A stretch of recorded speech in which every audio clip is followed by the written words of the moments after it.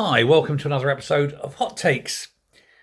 I get the impression that the moment is fast approaching when Angela Rayner kicks off and pushes Keir Starmer out and takes control of the Labour Party. And I think it started on Wednesday lunchtime, PMQs. And did you notice, by the way, if anyone noticed, that the only man on the front row at PMQs was Starmer. And they used the word man in its most basic, simplistic form. Barely a man, is he? But he surrounded himself by women, presumably to make himself look powerful and manly. But he didn't. And he said that terrible, oh, you're talking rubbish line, and you had a whole bunch of very strange faces from the faces of the women sitting either side of him. You had one launch into most hysterical laughter because she's desperate for a job, Rachel Reeves, and I've mentioned this before. All the other women sat rather impassively and flat, maybe at most putting a kind of fake smile on, where it smiles on the lips, but it doesn't smile in the eyes, But there was one woman, Angela Rayner, who sat sphinx-like, impassive, just staring forward, not acknowledging what he said. The look on her face was one of utter contempt. And isn't it funny how he was able to sneer down the leader of Plaid Cymru, who's a woman, surrounded as he was by women, and giving women all these jobs that they're failing at, I think deliberately. He gave Rachel Reeves a job knowing she couldn't handle it. He gave Angela Rayner a job that would be impossible to build, and she's actually offered to quit because of the impossibility of building these houses. He's got Phillipson, who hasn't got the first effing clue what she's doing. He's got Lucy Powell, who's the most nasty, disgusting piece of work. All these people sitting there, all women, and he's doing it to them. He surrounds himself by these evil women. And I think that Angela Rayner realises this, and her face to me said, I'm having you, mate. Your time has come. She is sitting there. Now, she is, for many in the party, Marmite. Some like her, some loathe her. Some think she's a hard-working and committed socialist, Corbynite. She is. And some think she's as thick as two short planks. She is. But it won't stop her being leader, of course. This is the Labour Party, being a far-left extremist and being thick, par for the course. But whoever takes over has got a very hard job because Starmer has effectively destroyed the Labour Party, and it will need a deft touch, a communicator.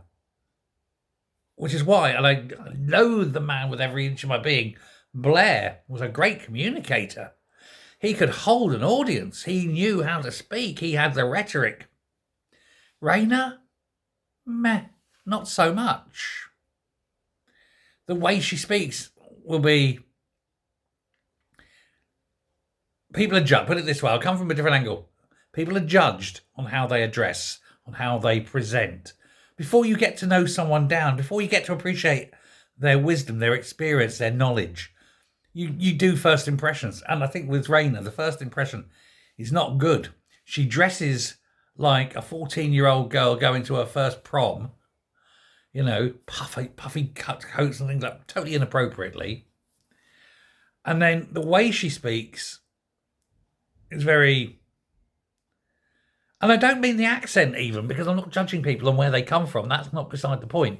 But it's just the way everything's down. It's always miserable. Now, I know people from the north, as it were. I know people from Cumbria. I know people from Yorkshire. I know people from Lancashire. Don't say those too often in the same sentence, do you? I know people from Nottinghamshire and so forth, and why up on the northeast. And they all have similar accents. Not that they all have similar accents at all. They all have their accent. But the people I know, they aren't all, you know, they're quite upbeat. You can be upbeat Yorkshire, you know. Hey, up curly chuck, how are you doing?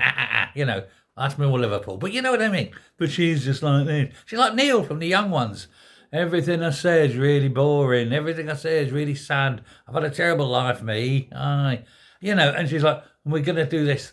And she just grinds my gears. She really does. And the thought of her being the leader of the Labour Party. Good God.